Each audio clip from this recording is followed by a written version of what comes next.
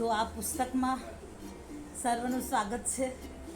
ગુરુદેવોના આશીર્વાદ આપણને મળે કે બહુ ડીપમાં આપણે બધા અભ્યાસ તો કરીએ પણ એની પાછળનો જે ગુહ્ય અર્થ છે એ આપણને બધાને સમજાય. તો આ જે પુસ્તક છે એ મેં હમણાં કીધું કે વર્તમાન સમયમાં એવું કહી શકાય કે મેબલ કોલિન્સ એના લેખક છે, પણ ઓરિજિનલ જ્યારે આ પુસ્તક જે છે એ સર્વપ્રથમ આવ્યું હતું માસ્ટર વેનિશિયનની પાસે. અને માસ્ટર વેનિશિયનની પાસે જ્યારે એ પુસ્તક આવ્યું હતું ત્યારે મૂળ તાડપત્રમાં એના 9 જ સૂત્રો હતા, ખાલી અને ખાલી 9 સૂત્રો હતા, અને એ પણ બહુ જ નાનકડા. અને એના કોણ લેખક હતા, કોઈ બહુ ઉચ્ચ કક્ષાના ઋષિ હોઈ શકે છે, પણ એના વિશે કોઈ ઓરિજિનલ લેખક વિશે એનો કોઈ ઉલ્લેખ છે નહીં. અને માસ્ટર વેનિશિયને પછી આપ્યું માસ્ટર હિલેરિયને. તો એ બંનેના મેં ફોટા શોધવાની કોશિશ કરી પણ મને મળ્યા નથી, પણ એક મેં વિશ નાખી છે, એટલે ક્યારેક તો એ પૂરી આપણને થશે ત્યારે હું તમને બતાવીશ બંને માસ્ટર્સના ફોટો. અને બંને માસ્ટરે આ જ્યારે પુસ્તક લાગ્યું કે આ સદીમાં જરૂરિયાત છે શિષ્યો માટે, જિજ્ઞાસુ શિષ્યો માટે, તો મેબલ કોલિન્સ જેમ આપણા મેડમ લેવેટ્સ્કી હતા એ બહુ બધા ઓકલ્ટ પુસ્તકમાં માધ્યમ બન્યા હતા, અને જે માધ્યમની જે અવસ્થા હોય એને તુલકું કહેવાય. એમ મેબલ કોલિન્સે પણ ઘણા બધા પુસ્તકો લખ્યા. 46 જેટલા પુસ્તકો એમને આ પાથ ઉપર એમને લખેલા છે.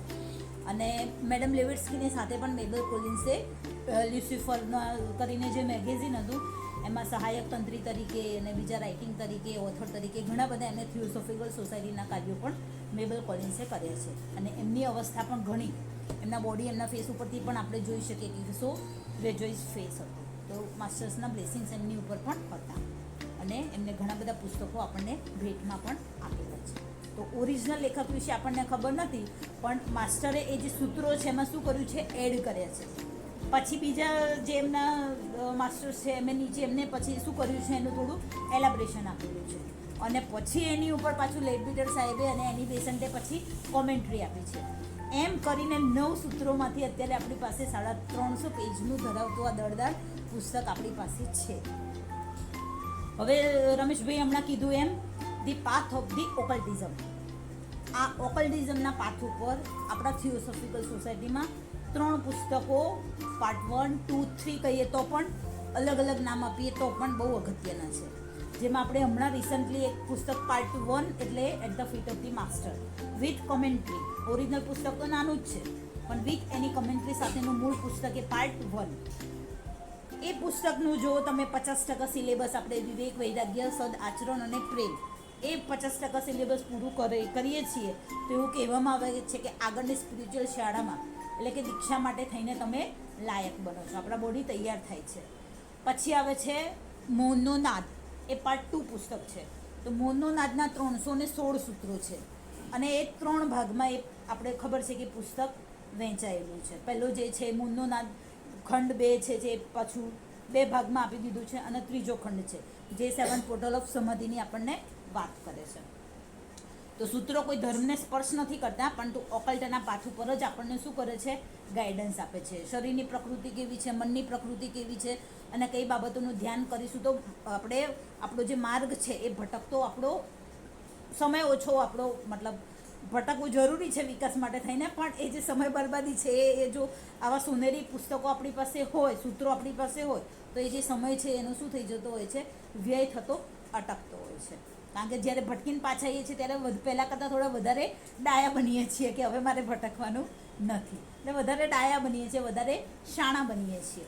અને પછી એ જે સૂત્ર છે એને 316, અથવા એમાંથી તમને એક સૂત્ર ગમે, 3 સૂત્ર ગમે કે 6 ગમે કે બધા ગમે, કેટલાક જ આપણને સ્પર્શ કરતા હશે વિકાસની અવસ્થા પ્રમાણે, તો એને જીવનમાં ઉતાર્યા હશે. તો પછી અમુક દીક્ષા પહેલી, બીજી, આપણને ખબર નથી આપણું ડેસ્ટિની શું છે, અહીંયા કોણ દીક્ષિત લઈને બેઠું છે, કોણ તૈયાર થઈ રહ્યું છે, કોને મળી છે, કોને નથી મળી, આપણને કોઈને ખબર નથી. કારણ કે અમુક વસ્તુ જરૂરી હોય તો જ આપણને એની જાણ કરવામાં આવતી હોય છે. જેમ ફાધરે બહુ સિલક બચાવી રાખ્યું હોય આપણા બાળકો માટે, તો જરૂરી નથી બાળકોને એનું જ્ઞાન હોય અથવા એ બાળકોને કહેવામાં આવે. એના જેવું છે આપણી સિલક ઘણી વખતે માસ્ટર્સ આપણને કહેતા નથી હોતા. તો એની અમુક ક્વોલિટી પૂરી કરો છો, પછી છેલ્લે આ આપણું પુસ્તક આવે છે પાર્ટ 3, માર્ગ પ્રકાશીનું. અને આપણે હવે એની જર્ની શરૂ કરીશું. કેટલા વર્ષ ચાલે, કેટલા મહિનાઓ ચાલશે આપણને ખબર નથી, કારણ કે ઓરિજિનલ 9 સૂત્રો છે, પણ પછી એમાં થોડા એડ કર્યા છે, અમુક સૂત્રો મિસિંગ છે. તો એમાં આખું બધું એમને પરફેક્ટ પુસ્તક રૂપે કરવાની બહુ સરસ વન્ડરફુલ કોશિશ એમને કરેલી છે.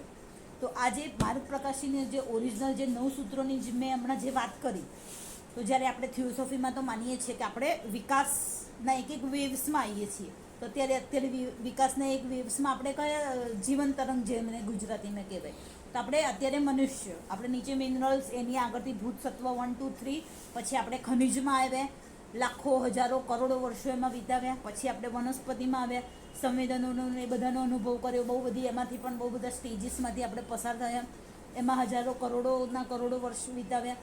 એના પછી આપણે આવે એનિમલ્સમાં પણ ઘણા બધા પ્રકારના એનિમલ્સમાંથી આપણે પસાર થયા. ત્યાં સુધી હતો ગ્રુપ સોલ, અને અત્યારે હવે આપણે આવ્યા છૂટા પડ્યા, ઇન્ડિવિજ્યુઅલ ચેતના, આપણું કોન્શિયસનેસ શું થઈ, ઇન્ડિવિજ્યુઅલ ફોર્મમાં આવી, એટલે કે હ્યુમનમાં આવ્યા. અને ચેતના જે હોરિઝોન્ટલ હતી એમાંથી હવે આપણે વર્ટિકલ ફોર્મમાં લઈ જઈએ, તો હ્યુમનમાંથી આપણે ડિવાઇન હ્યુમન, એટલે કે દિવ્ય પુરુષ આપણે બની શકીએ છીએ. આજનું પ્રાર્થના કહો કે ભજન કહો, બરાબર પરફેક્ટ જ એપ્રોપ્રિએટ હતું. કે શું કહે છે પ્રાર્થનાના શબ્દો કે ભાઈ કરુણાના કરનારા, તારી કરુણાનો કોઈ પાર નથી. ભગવાન બુદ્ધે કરુણા શબ્દને બહુ સારી રીતે સમજાવી છે. બાકી આપણે તો અત્યારે શું સમજીએ છીએ, દયા શબ્દ આપણને સમજીએ છીએ, પણ કરુણા તો સાચો જે જીવન મુક્તની જે અવસ્થાએ હોય એ જે વ્યક્તિ કરે એ સાચી કરુણા છે, કે જે કોઈના જીવનને શું કરે, આખું પરિવર્તિત કરે છે. તો આપણે બધા ઇન્ડિવિજ્યુઅલ ગોડ છીએ, આપણે બધા શું છીએ, ઈશ્વર જ છીએ. પણ એ અવસ્થાએ હું ઈશ્વર છું એ અવસ્થાએ પહોંચવા માટે આ પુસ્તક આપણને શું કરે છે, બહુ જ મદદ કરે છે. પછી કરુણાના કરનારને આપણે આર્તનાદ નહીં કરવું પડે, કોઈ આપણને એવી પોકાર કરશે કે ભાઈ આપણી કરુણાનો કોઈ પાર નથી. એટલે જેમ જેમ આપણે આગળ વધતા જઈશું એમ એમ આપણી જે દિવ્ય સંપત્તિ છે, જે આપણી કિંગડમ, જે પેલું કહે છે ને કે ક્રાઇસ્ટે કીધું છે કે ભગવાનનું સામ્રાજ્ય તમારી અંદર જ છે, બધી દેવી સાચી સંપત્તિ તમારી અંદર જ છે. કેટલા અમૂલ્ય રત્નો પડેલા છે, આપણે વાપરતા નથી. તો એ અમૂલ્ય સંપત્તિ, આપણું ઈશ્વરનું સામ્રાજ્યને ઓળખવા માટે આ પુસ્તક અને એના સૂત્રો બહુ જ ઉપયોગી થાય છે. તો એવું કહેવામાં આવે છે, વાત એ કરતી હતી કે આપણે આ હ્યુમન્સમાં આવ્યા, તો એનો મતલબ એ નથી કે આ પૃથ્વી ઉપર પછી આગળ અથવા ભૂતકાળમાં કશું જ નહોતું. આની પહેલાં ઘણી બધી સભ્ય જાતિઓ કદાચ એના માટેના બહુ ઓછા અવશેષો કે કોઈ એવા વર્ણનો આપણને પ્રાપ્ત હશે કે હવે બીજા ગ્રહ ઉપર જતા રહ્યા છે. જેમ કે એવું કહે છે કે મનુષ્ય જાતિને આગળ દોરવણી આપવા માટે શુક્રના ગ્રહથી સનત કુમાર અને એમના 3 ડિસાઇપલ્સ, 3 કુમારો, સનત અને સનાતન એવા એમના નામ છે. તો એ કુમારો સાથે સનત કુમાર આવ્યા હતા વિનસના ગ્રહથી, અને હાલમાં પણ એ ગોબીના રણમાં એમનું ક્યાંક ડેસ્ટિની પોઈન્ટ છે. અને આખા એમનો ઓરા એટલો બધો મોટો છે કે આખી પૃથ્વી ગ્રહ એમના ઓરામાં છે. તો એ વિનસના ગ્રહથી આવ્યા હતા. તો એની પહેલાંના ગ્રહ ઉપર પણ એમને એમનું જીવન તરંગ શું કર્યું હશે, એ જે જીવન તરંગમાં હશે એમની ફોર્મ, તો એમાં શું થયું, એ ડેવલપ થયા અને એટલા બધા પ્રકાશિત બની ગયા. વિનસ ઉપરના જે ગ્રહના જે લોકો છે એમના જે બોડી છે એ પ્રકાશના બનેલા છે. પણ એક સમય એવો હતો કે આપણા જેવા જ હતા. બની શકે કે એનું થોડું ફોર્મ અત્યારે જે છે એના કરતાં થોડું જુદું હોઈ શકે છે. આપણું પણ ડેસ્ટિની છે આના પછી મર્ક્યુરી પછી બીજા કોઈ ગ્રહ ઉપર આપણે જઈશું, તો આપણા જે શરીરો છે એ પણ આવા સુંદર મજાના ડેલિકેટ અને ડિવાઇન બનવાના જ છે. એ આપણું, કારણ કે દિવ્યતા એ આપણું શું છે, ડેસ્ટિની છે. તો કહેવામાં આવે છે કે આવી રીતે જ્યારે જીવન તરંગ જે છે એ આખું ટોટલી ટ્રાન્સફોર્મ થાય છે, ત્યારે બહુ બધી પૃથ્વી ગ્રહ પર બહુ બધી, તમે એને સુનામી કહો, ભૂકંપ કહો, બહુ બધા ઉથલપાથલ એટલે બહુ મેજર લેવલે, કે જ્યાં સમુદ્ર હોય ત્યાં આખી જમીન થઈ જાય, જ્યાં જમીન છે ત્યાં આખું સમુદ્રમાં પલટાઈ જાય. એટલે ખાડા ટેકરા કે હિમાલયનું જે સર્જન છે, હિમાલય તો એની બહુ પહેલાં જ્યારે આગળનું જીવન તરંગ હતું ત્યારે એવું કહેવામાં આવે છે કે ત્યાં સમુદ્ર હતું, અને સમુદ્રમાંથી પછી એ આખો એક પહાડ સ્વરૂપે આવ્યો. અને સમુદ્રનું પાણી મીઠાવાળું હોય, અને આપણને ખબર છે કે જ્યારે બહુ નેગેટિવિટી હોય ત્યારે આપણે કહેતા હોય કે મીઠાના પાણીથી નહીં લેવું, તો એમાંથી જ આખું આવ્યો. એટલે માટે તે પ્યોરિટી અત્યારે ત્યાં અકબંધ છે. તો આવી રીતે ભવિષ્યમાં પણ આવું થવાનું જ છે કે જ્યાં પહાડ છે ત્યાં સમુદ્ર થશે, સમુદ્ર છે એમાંથી પહાડોનું સર્જન થશે. એટલે આ પ્રકૃતિની ઉથલપાથલ જ્યારે જીવન તરંગ આખું ટોટલી ટ્રાન્સફોર્મ થતું હોય છે ત્યારે થાય છે. તો એવું કહેવામાં આવે છે કે આગળનું જે જીવન તરંગ ગયું તો એનો એક અંશ પાછળ જે જીવન તરંગ એટલે કે આપણે બધા આવે એને, એટલે અમુક પ્રકારનો જે અંશ છે એને આપતું જાય. આપણા પુરાણોમાં પણ આ વાતની પુષ્ટિ આવે છે કે જે પેલા વિષ્ણુના જે નવ અવતારોની વાત આવે છે કે ભાઈ જ્યારે ઉથલપાથલ થવાની હોય છે ત્યારે મસ્તી અવતાર છે, પછી પેલા શિંગડામાં પેલું જે એક વાહન છે એમાં અમુક સોલને અમુક પ્રકારની વનસ્પતિઓના બીજને બચાવી લે છે અને પછી સમુદ્રમાં એ વાહન જર્ની કરે છે અને પછી એક સુરક્ષિત જગ્યાએ જાય છે અને પછી એ પ્લાન્ટેશન કરે છે ને એ જીવાત્માઓને બચાવી લેવામાં આવે છે અને એમાં પછી આપણી બધી સભ્યતાની શું થઈ, એમાંથી રચના થઈ છે. તો આવું કરવામાં આવે છે. તો જીવન તરંગ જ્યારે ટ્રાન્સફોર્મ થાય છે તેનો એનો અર્ક આપતી જાય છે. તો એ જે જ્ઞાન હતું, તો એ જ્ઞાનનો સમાવેશ આપણા સોનેરી શિખામણ કરીને એક પુસ્તકમાં એના કેટલાક આવા અલભ્ય જે ગ્રંથો હોય, ડિવાઇન ગ્રંથો, કે જેમાં એમનું કહેવાય ને કે આખું ડિવાઇન ભાથું એમાં આવી જતું હોય છે. તો એ સોનેરી શિખામણો પુસ્તક આવા બધા જે અલભ્ય ગ્રંથોનું જે છે એનો એક સંગ્રહ છે, જેમાં સિક્રેટ ડોક્યુમેન્ટ્સમાં એમાં અમુક ધ્યાનના શ્લોક લેવામાં આવે છે. આ જે પુસ્તક છે તો એ પુસ્તક પણ સોનેરી શિખામણોનો એકમાત્ર ભાગ છે. એટલે આ પુસ્તક બની શકે કે જેને લખ્યું છે એના 9 સૂત્રો એ બની શકે કે આપણા જીવન તરંગના ન પણ હોઈ શકે, કારણ કે માસ્ટર માટે તો કોઈ એવી વસ્તુ અશક્ય જ નથી કે ધ્યાનમાં એ લેખકનું નામ ન જાણી શકે, પણ એમને કીધું છે કે એના મૂળ લેખકની વાત ખબર નથી. એટલે વિચારી શકીએ કે એ કેટલી હાયર કક્ષાની કોઈ વ્યક્તિએ એ સૂત્ર આપણને આપેલું છે.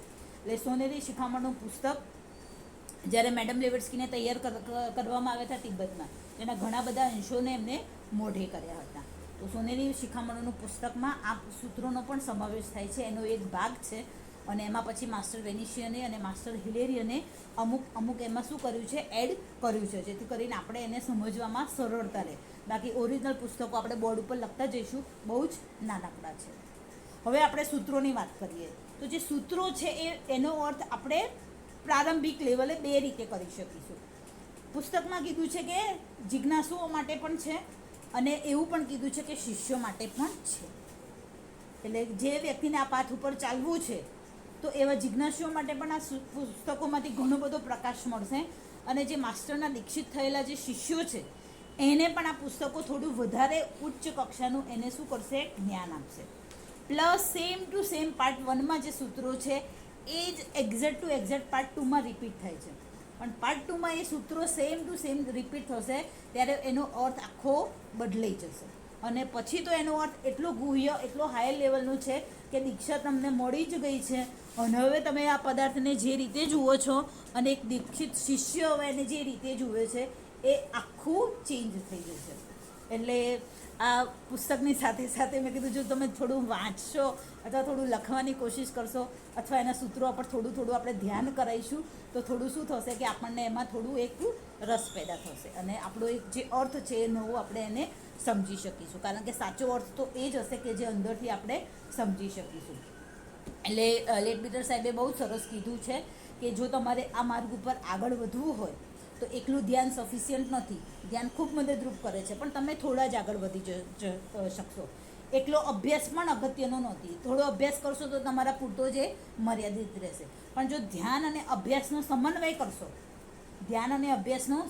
કરશો તો પેલું કહે ને કે નીચે ટ્રેનમાં મુસાફરી કરી અને ફ્લાઇટમાં મુસાફરી કરીએ કેટલો બધો સમય આપણો બચી જતો હોય છે. તો એ બંનેનો સમન્વય કરીશું તો આપણી સ્પીડ છે એ બહુ પીપલિકાની જગ્યાએ કપીમાર, પીપલિકા એટલે કીડી અને કપી એટલે વાનર, મલ્ટીપ્લાય જમ્પિંગના સ્પીડે આપણે શું કરીશું, આ પાથ ઉપર આગળ વધીશું. પ્લસ આના ઉપર આ જીનરાજદાસ સાહેબ આપણા, તો જીનરાજદાસ સાહેબે એવું કીધું કે આ પૃથ્વી ઉપર 7 પ્રકારના મનુષ્યો રહે છે અને સાચી જ વાત છે. 7 રેસ, 7 પ્રકારના 7 સ્વભાવના મનુષ્યો આ પૃથ્વી ઉપર રહે છે અને દરેકને એક 7 ચક્ર મુજબ 7 બોડીઝ આપેલા છે, લો ઓફ સેપ્ટિનરી. અને દરેકની અંદરની જે અવસ્થા છે બાહ્ય શરીરથી આપણે માપી શકીએ નહીં. બની શકે આપણી વચ્ચે રમતું નાનકડું બાળક અહીંયા આવી ચડે, આપણા કરતાં વિકાસમાં, આંતરિક વિકાસમાં ઘણું આગળ હોઈ શકે છે. એટલે આધ્યાત્મિક જગતમાં શરીરથી કોઈ આપણી ઉંમરને માપવામાં આવતી નથી. તો એ આખી અલગ વાત છે. તો જીનરાજદાસ સાહેબે કીધું હતું કે આ પુસ્તકના 7 અર્થો શક્ય છે. કેટલા? 7 અર્થો શક્ય છે. એટલે હું જે સમજી, હું જે વાંચી, આપણે એના ઉપર ધ્યાન કરીશું ને તમને જે અંદરથી જે અર્થ સમજાશે એ સાચો. એટલે બધાને થોડું જે અર્થ સમજાશે થોડું કેવો હશે, અલગ પ્રકારનો હશે. પ્લસ આ પુસ્તક 7 વખત વાંચીશું તો 7 વખત એનો જે જવાબ આવશે એ આખો આપણા માટે આખું અલગ જ પ્રકાશ પૂરું પાડશે. હજી કાલે જ મેં સાંજે જ ખાલી પુસ્તક જોયું કે મારે શું લેવાનું છે, શું કરવાનું છે, તો મેં સાંજે બેઠી હતી તો મારી જૂની ડાયરીના અક્ષરો પણ અહીંયા પાછળ મને ટેવ છે આવી રીતે, પછી ડાયરીઓ બધી ક્યાંય આગી પાછી થઈ જાય તો હું આવી રીતે પાછળ પેસ્ટ કરી દઉં, અને પછી મને જે નવો બુક સિવાયનું કંઈક નવું જો સ્પાર્ક થયું હોય તો અહીંયા લખી દઉં. તો છેલ્લે 2018ની સાલમાં મેં આને ટચ કર્યો હતો. પછી વચ્ચે બીજી બધી જગ્યાએ ઘણી બધી જગ્યાએ મેં એનો અભ્યાસ કર્યો હતો, પણ આ નોંધ મારી 2008ની છે. હવે હું તમારી સાથે સાથે હું પણ જર્ની કરીશ, હું શીખીશ કે હવે આટલા વર્ષો પછી મારું કયું લેવલ આવ્યું અને હું ક્યાં છું અને હું કેટલી આગળ વધી છું. એટલે આને વર્ષે 6 મહિને ફરીથી એક વખત વાંચવાની કોશિશ કરવાની. દર વખતે જે સૂત્રો છે આપણને નવા જ પ્રકાશ તરફ દોરી જશે, એમાં કોઈ જ બેમત નથી. બીજી વસ્તુ, આ જે સૂત્રોની જ્યારે આપણે ચર્ચા જ કરીશું, અભ્યાસ કરીશ ને હું એક વખત બોલીશ તો હું મારી સમજણ તમારી સમક્ષ રજૂ કરીશ, તો થોડી ચર્ચા કરીશું. કારણ કે જે સૂત્રો છે વિરોધાભાસ ઊભો કરે એવા છે. એટલે ઘણી વખતે સીધો જમ્પ લગાવીને જો આપણે પુસ્તકનો અભ્યાસ કરીએ તો તરત જ 2-4 સૂત્રોનો અભ્યાસ કરીને કંટાળીને તમે આને મૂકી દેશો. આ મૂકવા જેવું બિલકુલ પુસ્તક છે નહીં. એટલે વિરોધાભાસ પુસ્તકો છે, પણ એ વિરોધાભાસ પણ જરૂરી છે. એનું દોહન કરીશું તો એક નવો જ અર્થ આપણી સમક્ષ પ્રગટ થાય છે. એટલે વિરોધાભાસી પુસ્તકો છે, પણ બહુ કહેવાય ને કે બહુ મજાના સૂત્રો છે. અને ટોટલ એ સૂત્રો છે ઓરિજિનલ પુસ્તકમાં 9 છે. ઓરિજિનલ લેખક જેનું નામ આપણને ખબર નથી, પણ મેબલ કોલિન્સે જ્યારે આ પુસ્તક લખ્યું ત્યારે 21 પુસ્તકો આ પુસ્તકમાં સમાવેશ કરેલા છે, જેમાં શરૂઆતમાં 4 ગોલ્ડન રૂલ્સ આવે છે અને પછી 19 સૂત્રો એમાં આપેલા છે. અને એમાં એડ અને થોડા સુધારા વધારા એ આપણા માસ્ટર વેનિશિયને અને માસ્ટર હિલેરિયને કરેલા છે. તો આ પુસ્તકનો આપણે અભ્યાસ કેવી રીતે કરીશું, તો બહુ સંતોષ સાથે, ધીરજ સાથે આપણે આગળ વધીશું. વાર્તા કહેતા પહેલાં, પુસ્તક ખોલતા પહેલાં એક સરસ મજાની વાર્તા કહું કે આપણી પાસે બધાની પાસે સંપત્તિ છે જ, એનો આપણે શું કરીશું, ઉપયોગ કરીશું. એક સુંદર મજાનું હરિયાળી જગ્યાએ સરસ મજાનું એમ કહેવાય કે બહુ પ્રકૃતિની ગોદમાં એક નાનકડું ગામ હતું. હવે એ ગામની આજુબાજુ સરસ મજાના ઊંચા પહાડો હતા. એમાં એક પહાડ બહુ ઊંચો હતો અને એમ કહેવાય ને કે એની ઉપર એક સરસ મજાનું દિવ્ય મંદિર હતું, અને એમાંથી હંમેશા પ્રકાશના એક લીસોટા કહેવાય ને કે દૂર દૂર સુધી બધાને દેખાય. અને એવી માન્યતા હતી કે જો તમે એ મંદિરમાં પહોંચી જાઓ પછી આ પૃથ્વી ઉપર, કેમ કે તમારે કશું મેળવવાનું બાકી રહે નહીં, તમે ધન્ય થઈ જાઓ, તમે મુક્ત થઈ જાઓ. મતલબ એવું એક વાર્તા હતી. તો ઘણા બધા એના માટે જોવે, બધાને લાલચ પણ થાય જવાની, પણ એમ થાય કે જરા ખેતીની મોસમ છે, આ પાક આવે પછી જઈશું, જરા બાળકો મોટા થઈ જાય પછી જઈશું. આમ કરતાં કરતાં ઘણાના જીવન પૂર્ણ થતા ગયા. ઘણા એના માટે પ્લાન બનાવ્યા હતા, જેમ આપણે 4 ધામ જવા માટે, માનસરોવર જવા માટે બનાવતા હોય એ પ્લાન બધા મનમાં બનાવે, પણ એના ઉપર એક્શન લેવાવાળા કેવા હોય, બહુ ઓછા લોકો હોય. તો આ ગામમાં એક રામુ કરીને એક નાનકડો યુવાન છોકરો હોય છે. તો એ જોવે છે બધાને કે ભાઈ જો હવે હું વેરાસર જાગી નહીં જોઉં તો મારું જીવન પણ પૂરું થઈ જશે. તો એ રોજે રોજ મતલબ એના ખેતરમાં કામ કરે ને રોજ પ્લાન બનાવે કે ભાઈ મારે આ મંદિરે જવું છે, કે ત્યાં જ્યાં જવાથી કશું પછી માગવાનું આ પૃથ્વી ઉપર બાકી રહેતું નથી. તો એક દિવસ તો પછી રોજ વિચારે છે, પણ પછી એક દિવસ એમ થાય છે કે રોજ વિચાર આવે છે તો લાઈને હવે હું અમલમાં મૂકું, કારણ કે જવાબદારીની વચ્ચે તો જવાબદારીઓ વધતી જાય છે, ઓછી થતી નથી. તો એક દિવસ પછી નક્કી જ કરે છે, એટલી બધી બર્નિંગ ડિઝાયર હોય છે કે એની ફ્લેમ જાગી જાય છે, સ્પાર્ક થઈ જાય છે. અને પછી 1-2 જોડી એના થેલામાં કપડાં નાખે છે, જે જરૂરી વસ્તુઓ લેવાની હોય છે એ લે છે, અને અંધારું હોય છે એટલે જોવે છે બહાર અંધારું છે, એક નાનકડી ટોર્ચ લે છે, અને એ પછી વધે છે, ઘર છોડી જ દે છે રાતે, કારણ કે એને હવે એનું સપનું જે હોય છે, એની બર્નિંગ જે ડિઝાયર હોય છે એને સુવા દેતી નથી. તો એ નીકળી પડે છે, ગામ વટાવી દે છે, અને પછી થોડું જે કહેવાય ને કે અંધકાર શરૂ થઈ જાય છે.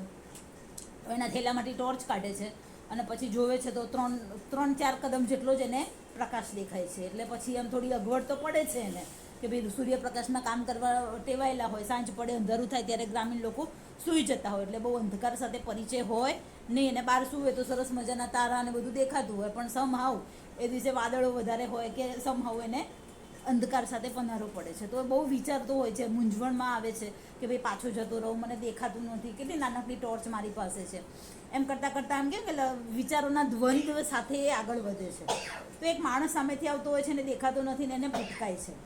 પછી પૂછે છે, થોડી વાતચીત થાય છે, એટલે કે છે એનું કે ભાઈ હું પેલા મંદિરે જાઉં છું. એટલે કહે છે કે સાચી વાત છે, એ જ એક ઈચ્છા પૃથ્વી ઉપર પૂરી કરવા જેવી છે કે જ્યાં જતાં એમ કે બધું જ મળે છે. પછી જોવે છે કે વ્યક્તિના મોઢા પર એક અલૌકિક આનંદ હોય છે, જેમ કોઈ ચારધામ સાચા અર્થમાં ચારધામ કરીને આવ્યું હોય તો એક નવી એનર્જી, નવી દિવ્યતા સાથે એ આવ્યો હોય વ્યક્તિ, પહેલાં જેવો હોય એ નહીં. તો પછી થોડું મોટિવેશન થાય છે. પણ પછી કહે છે કે તને શેની મૂંઝવણ છે? એટલે કહે છે કે ભાઈ મારી આ ટોર્ચ છે એમ કે 4-5 કદમ જેટલું જ પ્રકાશ આપે છે, તો એમ કે મને એમ થાય કે કેમનો રસ્તો કાપીશ એમ. તો પછી એની ટોર્ચ બતાવે છે કે જો મારી ટોર્ચ તો તારા કરતાં પણ નાની છે, ફક્ત એક જ સ્ટેપ, એક જ ડગલું આગળ વધે એટલી જ નાનકડી ટોર્ચ છે. તો પણ મેં કે હું ત્યાં જઈને પાછો આવ્યો. તો યુવાન નવી સગવડો સાથે ટેવાયેલો હોય, પછી એને એની ભાષામાં સમજાવે છે કે તારા હાથમાં ટોર્ચ છે, હવે તું આખો રસ્તો તો એક છલાંગમાં હનુમાનનું જમ્પ લગાવવાનો નથી, તો કે તું જેમ જેમ આગળ વધીશ એમ બેટા જે ટોર્ચનો જે પ્રકાશ છે આગળ વધતો જશે, તારા કદમ જેટલા જશે એટલો જ રસ્તો તને સાફ થતો દેખાશે. તો પછી મોટા પ્રકાશની જરૂર નથી. અને પછી બરાબર આ વાત એને ફિટ થઈ જાય છે અને પછી એ ત્યાં સવાર પડતા તો પહોંચી જાય છે. તો આ વાત આપણને પણ લાગુ પડે છે કે બહુ બધા ગ્રંથોનું ને બધા ઉપનિષદોનું, બધા વેદોનું ને બધી કલ્ચર્સનું, બધા ધર્મોનું, બધી સભ્યતાઓનું, બધા યોગનું બધું જ્ઞાન જરૂરી નથી. એક નાનકડું શ્લોક, એક નાનકડું સૂત્ર પણ આપણને જેટલું ચાલવા માટે જરૂરી છે, પછી બીજું સૂત્ર મળશે, પછી ત્રીજું સૂત્ર મળશે, પહેલું સૂત્ર સમજાશે, બીજું સૂત્ર સમજાશે, ત્રીજું સૂત્ર સમજાશે, એમ કરીને આપણું જે માર્ગ છે એ થોડો વધારે ને વધારે શું થતો જશે? પ્રકાશિત થતો જશે. તો આ જે સૂત્રો છે એ આ ઓકલ્ટિઝમના પાઠ ઉપર શું કરે છે? આપણને પ્રકાશ આપવાનું કાર્ય કરશે. બરાબર? તો હવે થોડા સૂત્રોની આપણે અંદર જર્ની કરીએ કે કયા કયા સૂત્રોની વાત કરી છે. તો જે સૂત્રો છે એ ટોટલ 15 સૂત્રો આપેલા છે, પણ મેં કીધું ને કે હમણાં 19 સૂત્રો અને પછી 4 ગોલ્ડન રૂલ્સ છે. તો અમુક સૂત્રો જે છે એ વચ્ચે મિસિંગ્સ છે, તો પછી એનું 3-3નું શું બનાવી દીધું છે? ક્લસ્ટર, ઝુમખું બનાવી દીધું છે. અને 3-3ની પેરમાં પછી એનું શું કરવાનું છે? અભ્યાસ કરવાનો છે. તો સૂત્રો ઓરિજિનલ છે, પછી માસ્ટર એમાં જે સુધારા વધારા કર્યા છે એ લગભગ 3જા ચેપ્ટરથી શરૂ થશે. તો પહેલું સૂત્ર છે મહત્વાકાંક્ષાનો નાશ કરો, કિલ યોર એમ્બિશન્સ. બીજું સૂત્ર છે જીવન આશાનો નાશ કરો. ત્રીજું છે સુખ ઉપભોગની ઈચ્છાનો નાશ કરો. ચોથું છે સઘળા પ્રકારની ભેદ બુદ્ધિનો નાશ કરો. પાંચમું સૂત્ર છે ઇન્દ્રિયજન્ય સંવેદનોનો નાશ કરો. છઠ્ઠું સૂત્ર છે અભિવૃદ્ધિની આકાંક્ષાનો નાશ કરો. 6 સૂત્ર સુધી બધાને નાશ કરવાની જ વાત કરી છે. હવે પાછું પલટાઈ જાય છે. 7મું સૂત્ર કહે છે જે તમારા પોતાનામાં છે એને મેળવવાની અભિલાષા રાખો. હવે પાછી ઈચ્છાની વાત કરી. મેં કીધું ને બહુ ડેલિકેટ ઓપન માઇન્ડ સાથે જ આપણે ધીમે ધીમે આગળ વધીશું. 8મું સૂત્ર કહે છે કે જે તમારાથી પર છે એને પ્રાપ્ત કરવાની અભિલાષા રાખો. આગળનું સૂત્ર અંદરની જર્નીની વાત કરે છે, એના પછીનું સૂત્ર જમ્પ લગાવે છે કે બાહ્ય છે એની પ્રાપ્ત કરવાની અભિલાષા રાખો. 9મું સૂત્ર છે જે અપ્રાપ્ય છે એને પ્રાપ્ત કરવાની અભિલાષા રાખો. જે પ્રાપ્ત નથી, અપ્રાપ્ય છે એને પ્રાપ્ત કરવાની અભિલાષા રાખો. 10મું સૂત્ર કહે છે શક્તિ માટે તીવ્ર ઈચ્છા રાખો. અત્યાર સુધી અભિલાષાની વાત કરી, હવે બર્નિંગ ડિઝાયરની વાત કરે છે. શું કરે છે? હવેના જે સૂત્રો આવશે 9થી 15 એ પાછા અલગ આવશે. તો કહે છે કે જે અપ્રાપ્ય છે એને પ્રાપ્ત કરવાની અભિલાષા રાખો. હવે બર્નિંગ ડિઝાયરની વાત કરે છે કે શક્તિ માટે તીવ્ર ઈચ્છા રાખો. આગળનું સૂત્ર કહે છે શાંતિ માટે ઉત્કટ ઈચ્છા સેવો. શાંતિ માટે.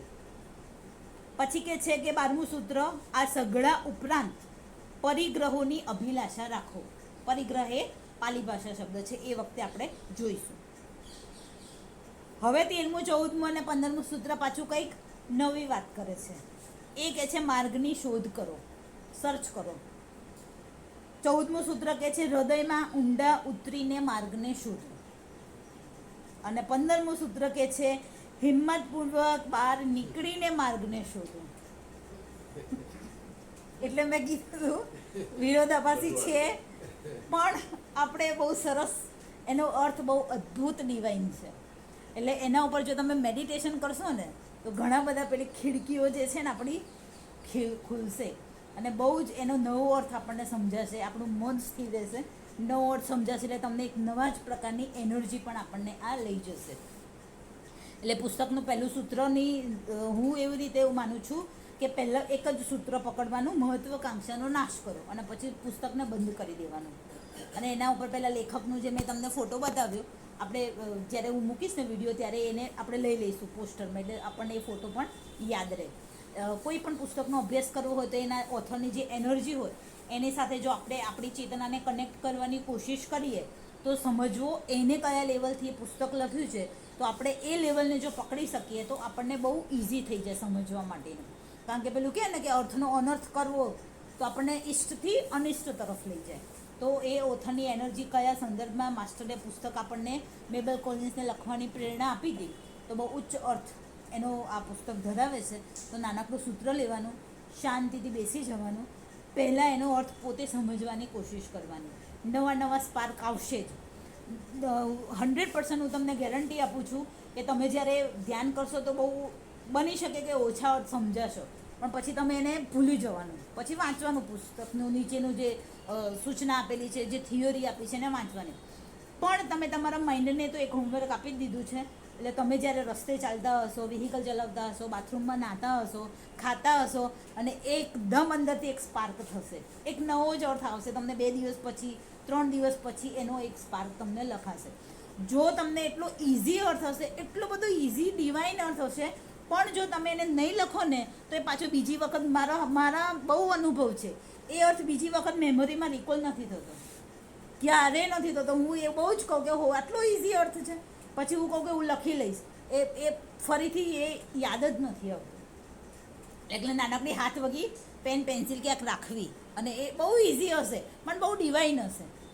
અને એ તમારો અર્થ, એ જ તમારી વ્યાખ્યા, એ જ આપણી વ્યાખ્યા, અને એ જ જે તમને અંદરથી આવ્યું ને એ તમને ખરેખર મદદરૂપ થશે. અહીંયા તો ખાલી શું મળશે? માહિતી મળશે, પણ જે અર્થ અંદરથી સ્પાર્ક આવ્યો ને એ તમારી ટોર્ચ બનશે.